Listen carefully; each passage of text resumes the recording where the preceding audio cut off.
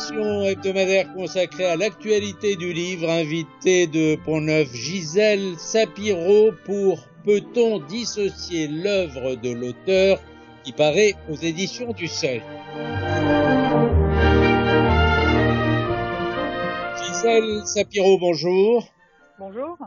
Merci d'être avec nous. Je vous présente, vous êtes directrice de recherche au CNRS, directrice d'études à l'EHESS. Vous avez consacré de nombreux ouvrages à la responsabilité de l'écrivain. Je signale d'ailleurs que votre livre « Des mots qui tuent », consacré aux écrits collaborationnistes, paraît en même temps en poche dans la collection Essais.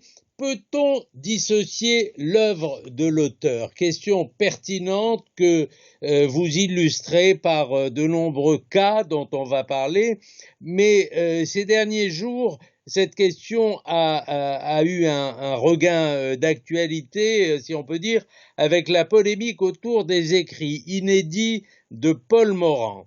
Antisémite, mais paraît-il bon styliste. Est-ce que c'est compatible? Avec bon styliste, certainement, malheureusement. Paul Morand, c'est un écrivain mondain qui a eu son moment de gloire dans l'entre-deux-guerres. Mais il faut dire que Jean Paulhan, le directeur de la Nouvelle Revue Française, le considérait déjà en 1935 comme versant dans un conformisme assez plat.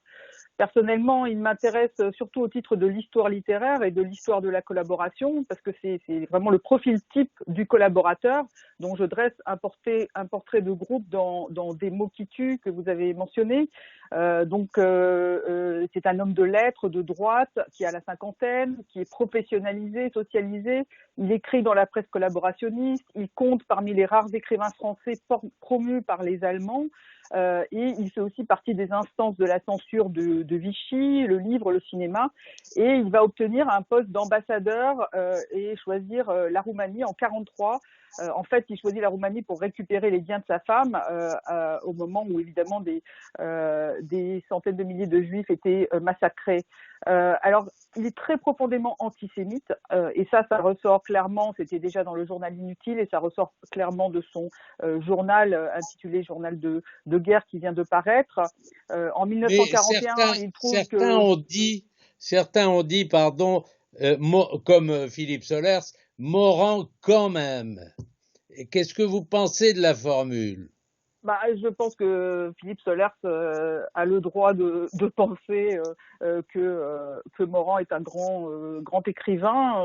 On peut aussi diverger sur cette opinion. Hein. C'est pour ça que je citais l'avis de Paulhan, c'est qu'il est quand même contemporain de même Monterland, je le placerai au-dessus, et Malraux, enfin pour prendre dans les M de l'époque. Mais ça se discute, qu'on veuille en faire aujourd'hui un grand écrivain. Ce sont des entreprises qui soutiennent aussi des entreprises de réédition. Moi, je voudrais quand même rappeler que dans son journal, ce qu'on lit, c'est qu'il trouve que le statut des Juifs met trop en avant la qualité d'étranger, et il dit c'est du racisme encore honteux, donc il trouve ça pas assez raciste ouvertement. Il connaissait le sort des Juifs dès 1942. Il relate dans son journal en octobre 1942 qu'à Vichy, on dit couramment que les Juifs ont été gazés dans leur baraquement. Voilà. Alors ça en fait, il était très attaqué par Sartre après la guerre, mais il a été réhabilité par les hussards, contre Sartre d'ailleurs. Et en fait, c'est la droite académique. Il rêvait d'entrer à l'Académie française et son nom circule sous l'occupation. Et en fait, c'est la droite de l'Académie française qui a œuvré à son élection, qui d'ailleurs a divisé l'Académie française en 58, et les opposants l'ont emporté d'une voix. Ils ont voté blanc. D'ailleurs, De Gaulle aurait opposé son veto, et en fait, il sera élu qu'en 68. Alors, ce qu'il y a, c'est qu'à la différence de Charles Maurras, par exemple, Charles Maurras était un idéologue et il préconisait un antisémitisme d'État. Morand, lui, n'a pas théorisé son antisémitisme, et il a veillé soigneusement à séparer son activité littéraire et journalistique de ses convictions racistes et de son activité politique, qui est rendue visible par le journal. D'ailleurs, son dossier a été classé à la Libération, comme celui de Monterland, de Jouhandeau, de Pierre Benoît, et même l'épuration professionnelle lui a donné un non-lieu parce que ses articles étaient purement littéraires. Et en fait, c'est une stratégie littéraire, hein, comme chez Monterland. Mais sans doute aussi, dans son cas, je pense qu'il faudrait introduire la question de la stratégie de carrière diplomatique, parce qu'il y a quand même une obligation de réserve. Voilà, donc ça explique qu'il n'ait pas peut-être pris des positions publiques. Mais voilà, bon, qu'il y ait des entreprises de réhabilitation, il y en a tous les jours, et c'est pas un hasard qu'on réhabilite aujourd'hui dans le contexte actuel des figures de droite.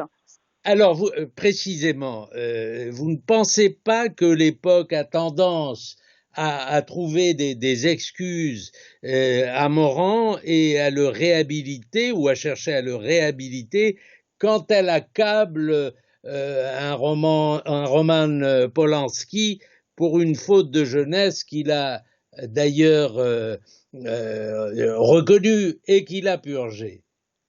Oui, alors la période, évidemment, c'est un terme qui, enfin, moi, en tant que sociologue, je m'intéresserai à qui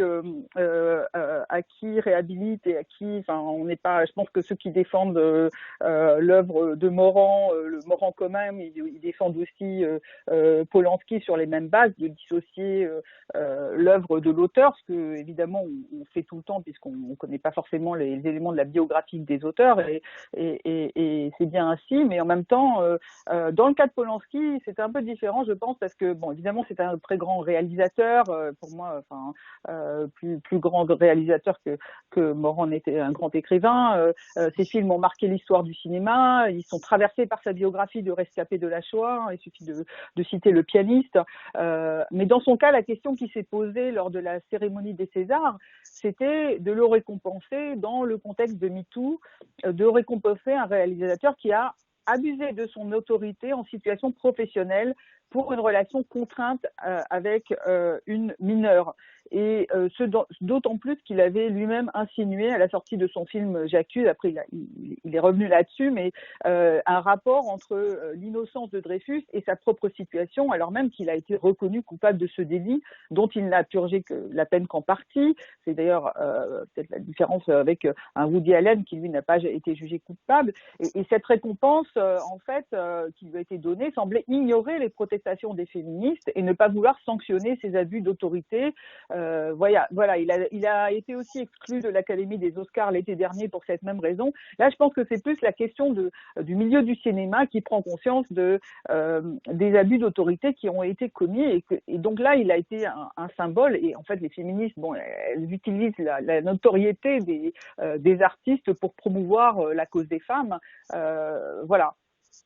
Alors, précisément, j'entends vos arguments, mais dans la question que vous posez, est-ce qu'il ne faut pas quand même distinguer ceux qui se sont commis dans leurs propres œuvres, comme un Céline ou peut-être un Morand, je ne sais pas, et ceux qui ne l'ont pas fait, parce que Polanski ou Woody Allen que vous citiez n'ont jamais fait de film qui prônerait le viol sur mineur ou qui prônerait la pédophilie. Est-ce qu'il ne faut pas faire cette distinction? Gisèle Sapiro, est-ce qu'il ne faut pas distinguer dans la question que vous posez ceux qui se sont commis dans leurs propres œuvres, comme Céline et d'autres, et ceux qui ne l'ont pas fait? Polanski ou Woody Allen que vous citiez n'ont pas fait de film pour prôner le viol sur mineur ou pour prôner la pédophilie. Oui, bien sûr, j'ai établi cette distinction, notamment en comparant Polanski et Matzneff. Mais concernant Céline ou bien Maurras, par exemple, la question, enfin, ce qu'on peut rapprocher du cas Polanski, c'était leur inscription au livre des commémorations nationales, donc la question des récompenses. Or, même si le comité avait remplacé le mot célébration par celui de commémoration, c'est bien bien la personne qu'on inscrit dans le patrimoine national et non une œuvre en particulier. Ça n'est pas le voyage au bout de la nuit, par exemple. Or, n'est-ce pas les légitimer dans ce contexte de la montée de l'extrême droite, de la xénophobie, du racisme et du retour de l'antisémitisme? Alors, si on devait commémorer quelque chose dans ce contexte, est-ce que ça ne serait pas plutôt le procès de Maurras, dont je traite justement dans Des mots qui tuent, et où on peut lire qu'il appelait à fusiller des otages pris parmi les familles gaullistes, et qu'à son procès, il expliquait que les Juifs étaient devenus très arrogants en 43-44. Donc, on est en fait après la guerre, et il dit ça, voilà. Alors, évidemment, il n'a jamais été question de censurer quoi que ce soit de l'œuvre littéraire de Céline. La seule question qui s'est posée, c'est celle de la réédition des pamphlets qu'il a lui-même écartés après la guerre. Donc, avant la guerre, il les considérait comme faisant partie de l'œuvre, parce qu'à l'époque, c'était porteur et vendeur. Mais après la guerre, évidemment, ça nuisait à sa carrière. Alors, les rééditer aujourd'hui chez Gallimard, dans la conjoncture actuelle, constitue, à mes yeux, une forme de légitimation, voire de consécration. C'est comme si ça devenait un classique et ça crée un précédent. Et concernant Maurras, le volume qui a été publié par Lafon dans la collection bouquins, une collection que Jean d'Ormesson qualifiait de la bibliothèque idéale de l'honnête homme, moi j'y vois une tentative de réhabilitation et d'actualisation de sa pensée. Alors évidemment, on peut toujours lire une œuvre sans rien connaître de la vie de l'auteur ou en l'ignorant, mais en fait, les tentatives pour dissocier l'œuvre de l'auteur échouent. J'évoque aussi dans le livre le cas de Heidegger, dans le livre Alors, on va parler de l'auteur. Heidegger. Oui. On va parler de Heidegger, mais auparavant, je voudrais évoquer un des cas que vous traitez, c'est le cas de Peter Handke, prix Nobel de littérature, qui a été boycotté parce qu'il a pris position pour les Serbes et parce qu'il a assisté aux obsèques de Milosevic. Est-ce une raison suffisante pour l'ostraciser? Alors moi, je traite Peter Handke effectivement comme un cas à part. Je l'ai inclus en raison du scandale provoqué par le prix Nobel. Il y avait des manifestations des veuves et des mères des 8000 hommes massacrés de Srebrenica. Il y avait la protestation de la section américaine du Pen Club, c'est un fait, c'est du jamais vu. Et puis il y avait de violentes polémiques autour de ce prix. Mais si on peut légitimement reprocher à Handke sa prise de position pro-serbe, on ne peut pas l'accuser de négationnisme comme cela a été fait, car il n'a jamais nié les crimes commis par les Serbes.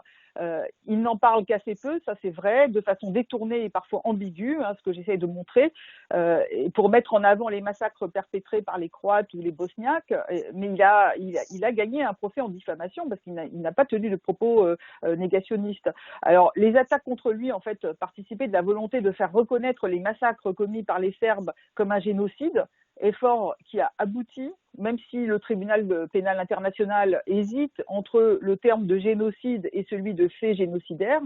Et c'est une qualification qui a été contestée par certains spécialistes et certains témoins, comme Ronnie Broman de Médecins sans frontières, au motif qu'à Srebrenica, les hommes ont été séparés des femmes et des enfants avant d'être assassinés.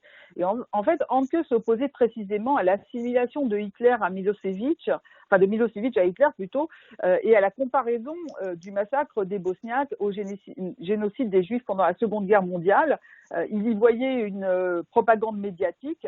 Alors, on peut se demander à juste titre ce qu'il est allé faire à l'enterrement de Milosevic, mais en même temps, ces prises de position ne sont pas l'expression du nationalisme serbe, mais plutôt d'un attachement à l'ex-Yougoslavie qu'on peut expliquer par sa biographie. Il est le petit-fils par sa mère d'un Slovène de Carinthie qui avait voté pour le rattachement de la Slovénie à la Yougoslavie naissante en 1920. Et par ailleurs, il s'inscrit dans la tradition de Karl Kraus de critique des médias, mais il fait la même chose, mais avec des procédés littéraires qui sont parfois ambigus. Donc, on peut déplorer cette ambiguïté et sa prise de position, mais de là à en faire un négationniste, c'était évidemment une forme de propagande outrancière. Alors, le cas Heidegger, c'est particulier, et vous le traitez d'ailleurs très, très longuement. C'est presque un cas d'école pour la question que vous posez. Est-ce que vous mettez ce cas quand même à part? Parce que est-ce qu'on peut préserver L'être et le temps, qui est un grand livre de philosophie, et le dissocier totalement du discours au rectorat en 1933, qui est un discours de soumission aux nazis.